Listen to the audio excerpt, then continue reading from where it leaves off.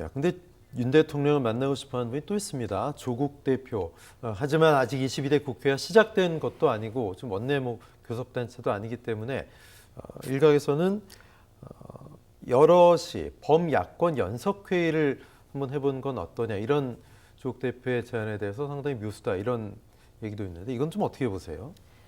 뭐 안 할 이유도 없는데요. 네, 사실은 지금 22대 국회가 정돈된 게 아니거든요. 그렇죠. 정당도 그렇고 그러면 이제 개혁신당 문제도 있고 뭐 조국 혁신당만 있는 게 아니잖아요. 그래서 아마 요거를 가름막하고 만약에 이재명 대표가 그러면은 민주당 외에 다른 야당도 미리 만나서 얘기를 듣고 대통령에게 전언하거나 또 대신 얘기해주는 이런 그림이나 과정을 만들고 싶어도 이런 게 참 정리되기가 힘들 거예요. 네. 이 대상을 누구로 할 건지, 조국 혁신당만 할 건지, 그럼 새로운 미래는 어떻게 할 건지 등등등이 그걸 연석회의로 전부 해가지고 또 할 사안인지 이런 것들이 교통 정리가 되기가 참 어렵기 때문에 이번에는 그렇게 성사되고 가기는 좀 쉽지 않은 상황이 아닌가 싶습니다. 네. 영수회담을 앞두고 이재명 대표와 조국 대표 간 미묘한 신경전이 펼쳐지는 모양새입니다. 어떻게 보면 좀 미묘한 그런 관계. 선거운동 기간에도 그랬죠. 앞으로 어떻게 될까? 여기서 주목할 여론조사 하나 보고 가겠습니다. 자, 장내 정치 지도자 선호도, 차기 대권 주자 관련된 여론조사겠죠. 호감도 이재명 대표 24%, 한동훈 전 비대위원장 많이 선거 때보다 빠졌습니다만 여전히 15% 존재감이 있습니다. 2위. 자, 조국 대표가 3위까지 치고 올랐죠. 7%, 이준석, 홍준표 3%. 자, 어쨌든 총선이 끝났지만 또 한동훈 전 비대위원장이 뭐 일단 시야에선 지금 사라져 있지만 경쟁 구도, 이재명 대표의 경쟁 구도가 지금 현재는 이어지는 것 같습니다. 어떻게 보십니까? 제가 총선 전에 조국 대표는 총선 후에 하여튼 머지않은 시간에 대선 후보 지지도 10% 정도는 갈 수 있을 거다 했는데 네. 7% 조사가 나왔거든요.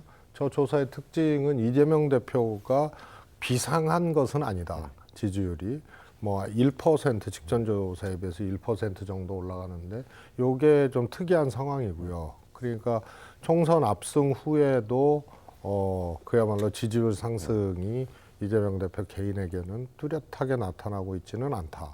그 대신 한동훈 비대위원장은 많이 빠졌다, 지지율이. 요게 이제 특징적인 거예요. 그래서 한동훈 비대위원장이 전당대회에 출마를 하지 않으면 정치 복귀하기가 이제 쉽지 않은 상황을 좀 예고하는 그런 이제 지지도 조사가 아닌가 싶고요. 조국 대표의 약진이죠. 거의 첫 조사인데 그 전에 뭐 한번 조사한 것이 있긴 한데요. 거의 총선 후에 첫 조사인데 7% 보이고 있다는 거는 굉장히 이제 주목할 만한 지지율이 아닌가 싶고요.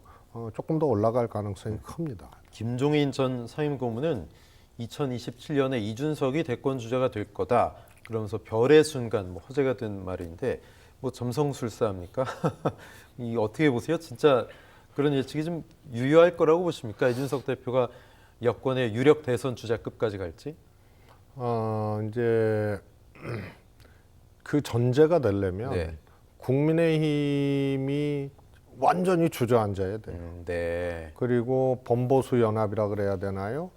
이재명, 윤석열 후보가 격돌했던 지난 대선에 국민의힘 쪽, 윤석열 후보 쪽은 소위 말해서 세대연합, 세력연합에 성공했다고 봐야죠. 이것이 이제 복원이 조기에 돼야 된다.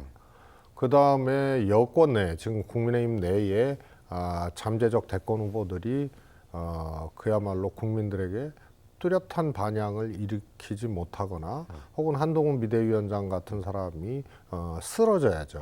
아니 일어서지 못할 정도로 그냥 지지율이 폭락하고 국민의 외면을 받아서 아예 대선 후보로서 한 걸음도 뛰지 못하는 상황. 이런 상황이 이제 전제가 돼야 이준석 대표가 그야말로 보수 그라운드에서 가장 뛰어난 이제 플레이어가 되는 건데 그 두 가지가 전제될 가능성이 저는 꽤 있다고 봐요. 그런 점에서 지금의 이준석 의원을 볼 것이 아니고 보수 정당인 국민의힘의 이후의 모습, 실체와 그 다음에 여권의 대권 후보들의 이제 현 주소, 당시의 현 주소들을 향후에 이렇게 측정해봐서 이것이 그야말로 곤두박질 쳤다. 이런 상황이 되면 위기 중에 위기거든요. 네. 그러면은 특히 이제 범보수 연합을 복원하는 과정은 반드시 올 거예요. 왜냐하면 이번에 총선 참패 후에 다시 대통령도 지지율이 반등하고 국민의힘도 다시 수습과 쇄신을 잘해서 제 모습을 찾아갈 가능성이 저는 매우 희박하다고 네. 보기 때문에 그러면 위기가 더 심해지는 거거든요. 그러면 지방선거 치러야 되잖아요. 그러면 지방선거에서 과연 국민의힘이 지금 모습대로 대통령이 변하지 않고 이런 상황에서 지금 모습대로 갔을 때 지방선거 못 치르거든요. 이때 한번 보수 연합의 복원이 일어날 가능성이 크고 그렇게 되면 이준석 대표의 가능성 이런 것도 열릴 수 있다 이렇게 봅니다. 그러니까 보수의 지형 변화 또 잠룡들의 거취 등이 변수가 되겠다.